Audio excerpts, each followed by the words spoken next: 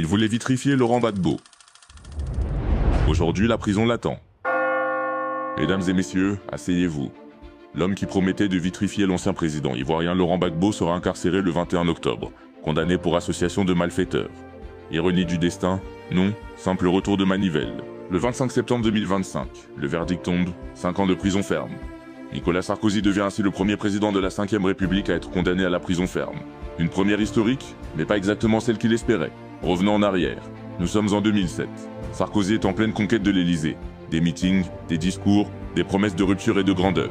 Mais derrière la façade républicaine, d'autres valises circulent. Des valises remplies de billets, voyageant discrètement de Tripoli à Paris. Tout commence par un besoin. Une campagne présidentielle coûte cher. Et par un allié encombrant. Le colonel Mouammar Kadhafi, qui cherche alors à se racheter une respectabilité internationale. Le deal est simple. Kadhafi aide Sarkozy à gagner. Sarkozy aide Kadhafi à revenir dans le concert des nations. Pour faire le lien, un homme clé, Ziad Takieddine, le mystérieux intermédiaire au sourire en coin. Il entre en Libye avec une valise vide. Il en ressort avec une valise pleine.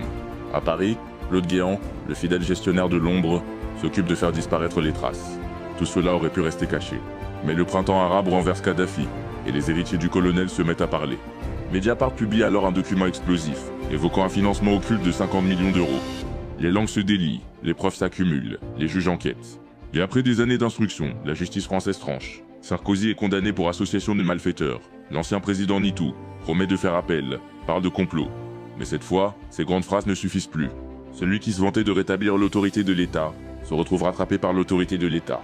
L'histoire a parfois le sens de la justice que les hommes lui refusent. Et peut-être qu'en fin de compte, la France a trouvé sa propre racaille. Moi, je n'ai rien dit. Je n'ai fait que raconter l'histoire.